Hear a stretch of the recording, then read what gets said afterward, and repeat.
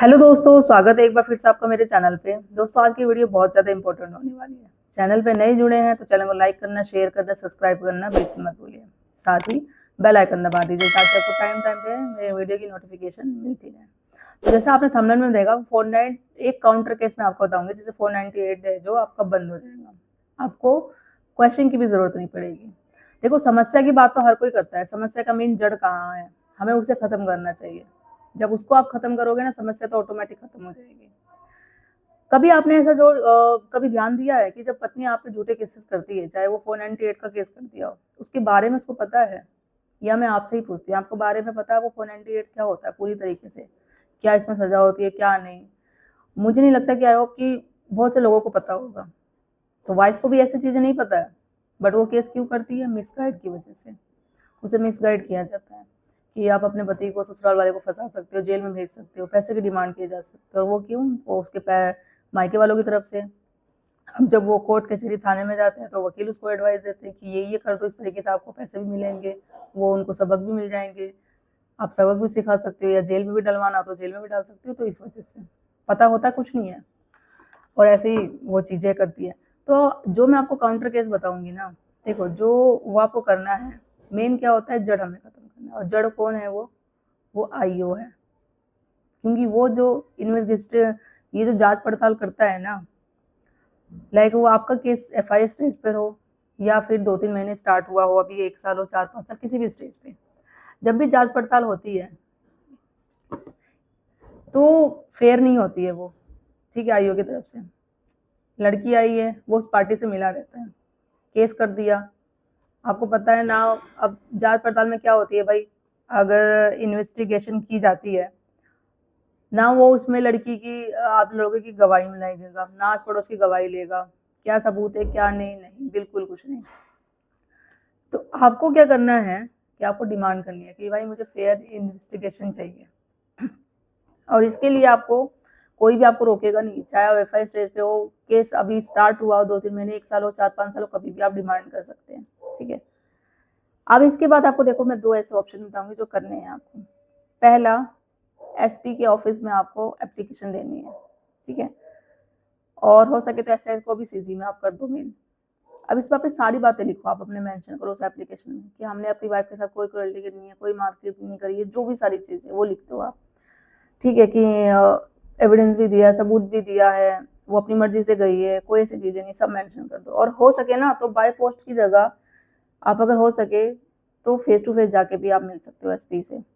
ठीक है। और जो आपके आस पड़ोस है, अगर हो सके तो उनसे देखो रिश्ते बना के रखो, गवाही के लिए, एज ए विटनेस के लिए। आप उनका भी नाम उसमें मेंशन कर दो कि ये लोग हमारे आस पड़ोस के लोग हैं, वो विटनेस के लिए, गवाही देने के लिए भी तैयार है। और अगर आप फेस टू फेस जाते हो तो हो सके तो आप उनको भी लेके जाओ। तो हो सकता है जो फेस टू फेस डिस्कशन होगा ना, तो एसपी मान सकता है। तो एसपी का जो दबाव बनाता है ना, वो मेन आईओ पे बनाता है। आईओ है जो, पता है आपको, गलत काम कर रहा है, वो अपनी ड्यूटी अच्छे से नहीं निभाते हैं, फेयर इन्वेस्टिगेशन तो वो करता ही नहीं है, बिल्कुल गलत होती है। भाई अगर उसने, एक बात बताओ, उसने जो कंप्लेंट लिख ली है, साबित कर ली है, वो बोल रही है आपकी पत्नी की मारपीट हुई है, सब कुछ हुआ है, क्या वो आईओ मेडिकल ऑफिसर है कि उसने एग्री कर लिया है, उससे सारी चीजें ओके कर दी है? वो तो मेडिकल ऑफिसर का काम है ना, उसने तो किया ही नहीं है। उससे सारी ओके करी है तो किस बेस पे कर दिया है? ना कोई गवाही ली आपकी, ना आपकी बात सुनी है, सिर्फ एक ही पार्टी के बात सुन के सब कुछ केस रेडी कर रहा है।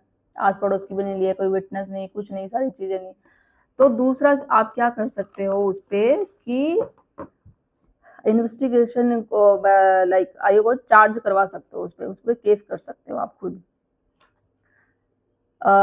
आईपीसी 167 केस के तहत आप फर्स्ट रिस्पोंडेंट है जो आईओ को बना दो, सेकंड अपनी वाइफ को, मतलब फर्स्ट पार्टी आईओ बन जाएगा, सेकंड आपकी वाइफ, और इस पर आप केस करवा सकते हैं। क्यों? गलत डॉक्यूमेंटेशन की वजह से, या अपनी ड्यूटी अच्छे से नहीं निभा रहे हैं, सारी चीजों की तरफ से। ये हम जो आईपीसी का सेक्शन है 167 पे केस कर सकते हैं। और हो सके तो आप अपनी खुद केस की खुद ही तैयारी करो, खुद ही केस लड़ो। ठीक है। देखो, ये सारी नॉलेज कैसे मिलती है, सारी चीजें कैसी होती हैं, कैसे पता चलती है? आप लीगल अवेयर हो, लीगल की एजुकेशन आपको जानकारी मिले, जब ये सारी चीजें पता चलती है कि कानून के पास, आपके पास भी ऐसे बहुत सारे राइट्स है, बहुत सारे अधिकार है, जो आपके केस में कहाँ है, क्यों केस खत्म नहीं हो रहा, क्यों केस इतना लंबा हो रहा है, किस वजह से हो रहा है, क्या उस समस्या, क्या क्या जड़ है, किस तरीके से। क्योंकि बहुत सारे केसेस में आईओ का रोल होता है। जब उस पर आप केस करेंगे ना, जोर दबाएंगे, और वो एसपी का भी दबाव उस पर पड़ेगा, वो भागता भागता जाएगा फर्स्ट पार्टी पे, आपकी पत्नी के मायके वालों की तरफ उसके पास, कि भैया मेरी तो ड्यूटी पे खतरा आ रहा है, मेरी जॉब पे खतरा आ रहा है, जो है आपने एविडेंस दिया नहीं, सब दिया नहीं, मैंने तो उस पर किया, अब मेरी तो ड्यूटी पे आ रहा है भाई खतरा, मैं नहीं कर सकता, मेरी ड्यूटी चली जाएगी। तो इस तरीके से वो तो हाथ पैर जोड़ लेगा। और जब पत्नी को, उसके घर वालों को पता चल जाएगा कि भाई ऐसे ऐसे सारी चीजें हो रही है, वो तो खुद ही पीछे कदम अपना उठा लेंगे, भागते हुए चले जाएंगे। तो इसमें आपको 482 की तरफ क्वेश्चन कराने की जरूरत भी नहीं पड़ेगी। जब हाईकोर्ट वगैरह में सब जाओगे ना, एविडेंस हो गए, सारी चीजें होंगी, तो आप मैं बोल देना कि भाई मैंने तो एविडेंस भी दिया है, भले आपने एविडेंस दिया होना है, क्योंकि आईओ तो चेक ही नहीं करता, वो तो फर्स्ट पार्टी का ही सिर्फ चेक करता है, सेकंड पार्टी का तो कुछ सुनता ही नहीं है बात। और जब उस समय अवेलेबल हो आपके पास एविडेंस, अब आप दिखा दो, हाई कोर्ट पे भी जा सकते हो, जैसे क्वेश्चन के लिए जाते हो, या 498। आप मान के चलो मैक्स टू मैक्स 6 से 8 महीने में आपका 498 का जो केस है ना, वो बंद हो जाएगा। अगर आप इस तरीके से काम करेंगे, तो बिना रुके झुके लगे रहेंगे अपने केस के पीछे हाथों के, तो हो जाएगा। क्योंकि आपको पता ही सारे झूठे केसेस है, और इसमें उनका जो साथ निभा रहा है मेन आयु निभा रहा है, तो उसको खत्म करना है। जड़ तोड़ना है ना आपको, तो जड़ कौन है, वो आईओ। और किस तरीके से उसको करना है, केस करो आप उस पर, जो मैंने बताया उस तरीके से। ठीक है, बहुत सारे होते हैं जो अपना रोल, अपनी ड्यूटी अच्छे से नहीं निभाते, गलत डॉक्यूमेंटेशन पेश कर देते, वो सब चीजें कर देते हैं, और वो किस लिए करते हैं आपको पता है, आई थिंक मुझे बताने की जरूरत नहीं है। तो ये चीजें है, तो इन्वेस्टिगेशन जो होती है वो फेयर नहीं हुई है, और आपको फेयर की डिमांड करनी है, और किस तरीके से करनी है, चाहे आपका केस किसी भी मोड़ पर हो, नया हो, बहुत साल पुराना हो, या अभी एफआईआर की स्टेज पे भी हो, तो किसी पे भी आप डिमांड कर सकते हैं। बोला पहले कि एसपी के ऑफिस में आप एप्लीकेशन दो, हो सके तो फेस टू फेस मिल के भी, खुद भी बात करके वो आओ, आप वहाँ पे एप्लीकेशन देकर आओ, विटनेस रेडी करो, विटनेस भी अगर हो सके तो साथ में लेके जाओ। बाकी आप वो आईपीसी 160 के तहत आप उस पर भी कंप्लेन कर सकते हो। फर्स्ट पार्टी आप आईओ को बना लो, सेकंड अपनी वाइफ को बना लो, तो उन पर भी केस कर सकते हो।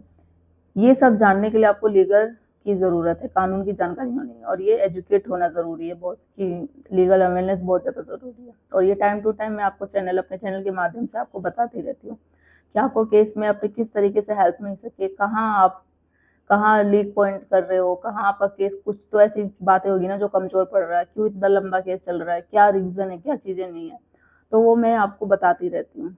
तो किस कानूनी तरीके से आप अपने केस में उस जड़ को ख़त्म कर सकते हो, जल्दी जल्दी हमें फोकस करना पड़े केस को जल्दी ख़त्म करना। ठीक है, तो वो चीज़ें मैं आपको अपडेट करती रहती हूँ, ट्राई करके देखिए, सक्सेसफुल ज़रूर मिलेगी आपको। कुछ चीज़ें हो फिर भी आप एडवाइस चाहिए, कोई हेल्प चाहिए, तो अपॉइंटमेंट बुक करके आप बात कर सकते हैं, और कुछ क्वेरी हो तो कमेंट भी कर सकते हैं। मेरी वीडियो को ज़्यादा से ज़्यादा लोगों तक शेयर करिए, सब्सक्राइब करना बिल्कुल मत भूलिए। जल्दी मिलती हूँ ऐसे ही एक इन्फॉर्मेटिव वीडियो के साथ, तब तक के लिए थैंक यू।